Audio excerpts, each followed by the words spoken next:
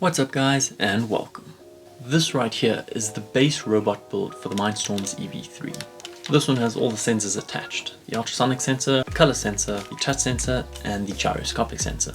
In this video, I'm going to show you how to drive it forwards and backwards with the movement blocks. Once we're finished with the programming, I'm going to show you how to download the program to your brick and then run it. Once again, my name is Trevor, let's get to it.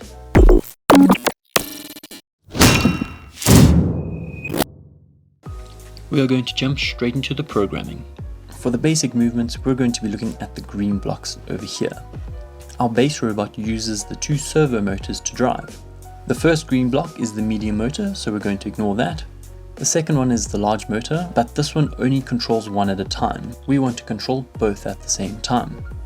So the two blocks we're going to be looking at is the third green one, the move steering block, and the fourth green one, which is move tank. We're first going to look at the move steering. We're going to click and drag the move steering block next to the play button. It should snap into place once you get close. There are a couple different options on this block. The first thing I want you to look at is this little white section at the top. If you hover your mouse over it, it says ports B and C. This refers to the ports that the motors are plugged into. If I have a look down here at my port view, you can see that my motors are plugged into ports B and port C, so we're good to go. On this programming block, we have a couple of different options we can change. The first one over here is the way we turn on the motor. If we click on it, you can see that it says off, on for seconds, on for degrees, and the default on for rotations. We're going to leave it here for the moment. The second option is the steering. At the moment the arrow is pointing straight ahead, so it's just going to go straight. I can change that to the right or to the left. This changes the arc or the aggressiveness of the turn. If it's a low number, it will be a gentle curve. The more I increase the number, the harder or more aggressive the robot's going to turn. We're just going to leave it on straight for now. The next one looks like a speedometer and is the power of the motors. If I click on that 50, you can see there is another sliding bar. I can drag it all the way up to 100, down to 0 in the middle, which means my robot won't go anywhere because there's no power being sent to the motors. And I can drag it below and my robot will reverse. You can also input specific numbers with the keyboard to make it easier. The next one will be the distance that you want your robot to go. That is the number of rotations that the wheels are going to make. At the moment, it is one full rotation of each wheel. And because my robot is going straight, they're both going to go forward for one rotation. I can change it and make it go further by just changing that number. It doesn't have to be a whole number either, you can put in fractions. My robot will now go 1.5 rotations forward. The last option at the end here is asking if you want to apply the brakes at the end of the block or not. Currently it is set to true, which means at the end of 1.5 rotations, my robot will come to a complete stop. If I make it false and turn it off, it will coast to a finish. So what will happen is my robot will apply power for 1.5 rotations and then turn off the power, but my robot will still coast to a finish. I like to leave it on true because then I know after 1.5 rotations, my robot will stop completely.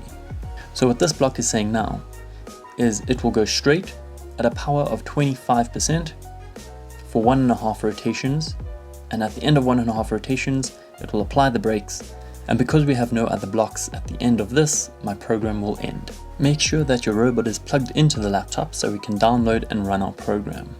When you're happy with your program, hit the download button and your program will download. When you hear that sound, it means that your program has downloaded successfully to the brick and we can unplug the cable from our robot. We're going to move over to the robot to see how to find our program and then run it. To find our program, we're going to scroll across to the project folder tab. Once we're there, we're going to look for our project folder. I called mine tutorial. So I'm going to go into the tutorial folder and look for my program name. I called mine basic move. So I'm going to scroll down to that. And now when I run that program, my robot's going to do whatever I programmed it to do. Now we know how to find our program, we're going to give it a run and see what happens. I programmed my robot to go forward for 1.5 rotations at a power of 25%. When I run it, we can see it does just that. If you have a look at the wheel, you can see a white spoke. I can look at this to see if it goes more or less the distance that I've told it to go. I've told it to go forward for 1.5 rotations, so I'm going to watch that spoke and see if it does that.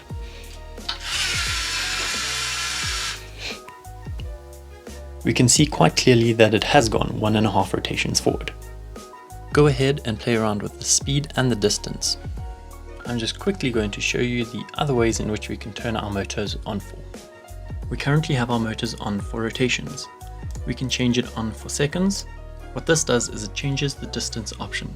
Instead of turning my robot on for a certain amount of rotations, I'm going to turn it on for a specific amount of seconds. This now turning my robot on for 1 second. If I change that, it will now drive forward for 2 seconds.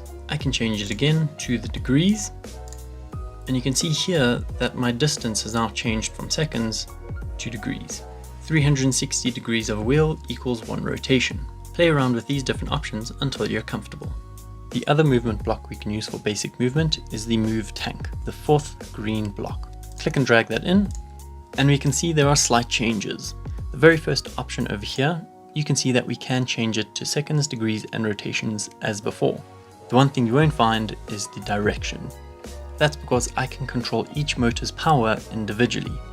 If I change motor B to 100% power and leave motor C on 50, my robot will turn right because the left motor is providing more power and is therefore going faster than the right wheel, making it turn right. But we'll leave it on 50 for now. And as before, this is the distance of the motors. Right now it is going forward for 1 rotation. Let's change that to 3.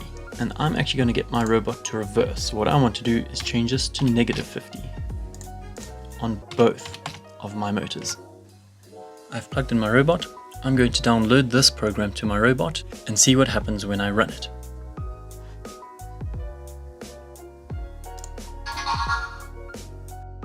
Comparing our program and our robot, you'll see they line up quite nicely. Well, I hope you guys found that easy enough to follow along to, and I hope you learned something. Give it another watch if you need to, but that's all for now.